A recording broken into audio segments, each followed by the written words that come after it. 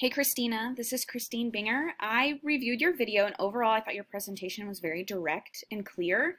I really like your inflections when you speak and how paced it is. I always kind of rush through, probably because I get nervous. But I appreciate that you specifically discussed topics from the articles and aligned them with what your district policies say, almost line by line. This made understanding the concept of something from the articles and the act of something found in the policy much more cohesive. I wish that I had done that. I didn't look at the fine line information from my district. I looked at more of the broad aspect of it, and I should definitely go through and look at that more clearly because I think that it would address some questions that I have that another video presented to me, which is the why. Why are we giving this assessment and what are we hoping to gain, which is not being expressed very often. So I think that going through and looking at that can help address that question.